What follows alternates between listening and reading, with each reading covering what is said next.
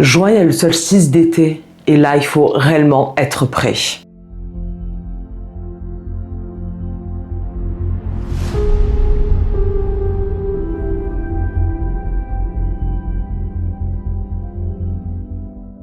Bienvenue pour la guidance du mois de juin. On va regarder qu'est-ce qui nous attend et surtout, il faut comprendre une chose. Le mois de juin, on a le solstice d'été qui est le 21, qu'on connaît sous la fête de la musique. Et en fait, il y a deux possibilités.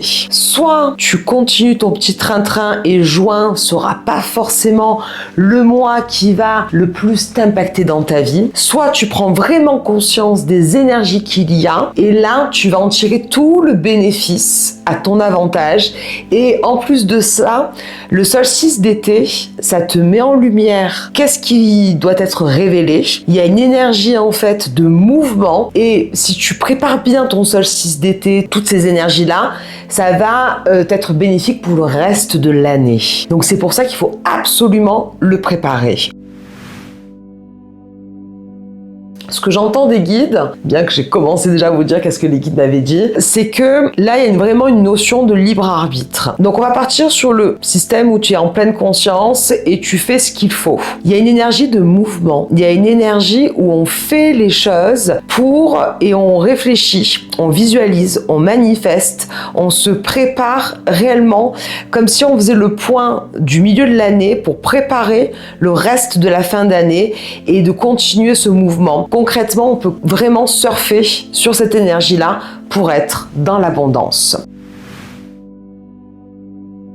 On va regarder maintenant la carte qui nous définit ce mois-ci.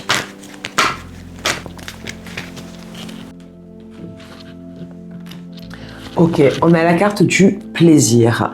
La carte du plaisir, en fait, là, c'est un rappel pour nous dire que quoi qu'il arrive, que vous soyez dans ce mouvement d'abondance ou que vous soyez plus chill, concrètement, ce mois de juin va nous permettre de rester dans le plaisir et on va nous indiquer et on va nous pousser à rester dans ce plaisir. C'est l'abondance, mais sous forme de plaisir, revenir dans ce qui nous passionne pour attirer à soi ce qu'on veut dans la vie et pas par obligation. On n'est pas dans une énergie où j'ai cette obligation-là et il faut que je fasse et dans la dureté du travail et ça va finir par se récolter. Non, on se remet dans cette énergie de joie, de ce qui nous passionne, du grand pourquoi on fait les choses. Et là, les énergies, si on a le plaisir dans la joie, ça va être propice pour tout le reste de l'année.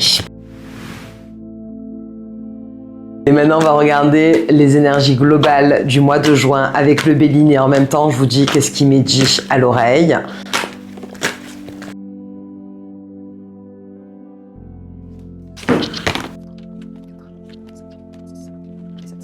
Ok, le mois de juin concrètement c'est le mois où on va devoir ouvrir des portes. Après cette porte elle s'ouvre pas toute seule. C'est à nous en fait, on en revient à cette notion de libre arbitre, c'est nous qui décidons. Soit on reste tel quel dans la continuité des mois d'avant, soit on ouvre des portes mais c'est de notre propre ressort. C'est nous qui décidons en fait de faire le travail nécessaire, de pouvoir s'élever et d'emprunter en fait cette vague d'énergie qui va nous permettre de pouvoir aller beaucoup plus haut. Concrètement, le mois de juin va nous mettre en lumière ce qui ne nous convient pas, notamment à travers ce solstice d'été. Et forcément, quand on met en lumière des choses qui ne nous conviennent pas, il y a des choses qui vont s'effondrer, il y a des choses qui vont pas nous convenir et on va repartir plus léger. Forcément, quand on s'ajuste, il y a des choses auxquelles on doit dire au revoir, tu vois. Et là, ça va être un petit peu le cas. Il va y avoir une espèce de tri dans notre vie. Beaucoup de doutes, mais c'est normal. Les doutes seront là parce que y a des choses nouvelles. Les énergies vont nous pousser à faire des choses nouvelles. Qui dit choses nouvelles dit on a un doute. Et le doute, c'est aussi un indicateur parce que moi comme je dis toujours, plus on a peur de quelque chose mais qui nous donne envie, plus c'est la direction où on doit aller. Donc forcément que cette carte elle ressort. Si par contre on fait le travail nécessaire, il va y avoir des cadeaux, des synchronicités de la vie qui vont venir à nous, des opportunités, mais forcément, il y a cette énergie qui est là. Si on ouvre les portes, ben forcément, on va déjà commencer par récolter ce pourquoi on travaille. Et on a encore cette carte du plaisir qui ressort, mais toujours dans cette notion de plaisir primordial, et on me le dit à l'oreille, hein, primordial de rester dans le plaisir, sinon ça ne marchera pas. Donc se retourner dans son cœur, et ça donnera lieu à des accords, à des contrats, à des prises de position, à des choses qui vont être mises en place pour le reste de l'année. Si je devais donner un conseil pour ce mois de juin, de ce que j'entends des guides, parce que bon, c'est pas vraiment moi qui donne le conseil, hein, c'est plutôt eux, c'est de se rappeler de pourquoi on fait les choses, en rentrant dans le grand pourquoi. Par exemple, tu as une société, pourquoi tu l'as lancée cette société au départ? Parce que ça te passionnait de faire ça. Eh bien, de retourner dans cette passion.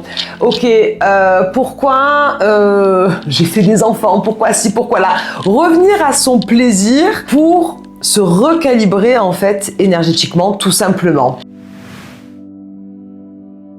Si je devais prendre qu'une seule pierre en lithothérapie pour ce mois-ci, ça serait l'aventurine. Pourquoi? Parce qu'en fait, c'est une pierre qui porte chance. Et forcément, quand on ouvre des portes, on a besoin aussi d'avoir ce petit facteur chance au fond de nous qui va nous permettre d'avoir les bonnes opportunités, les bonnes personnes sur notre chemin.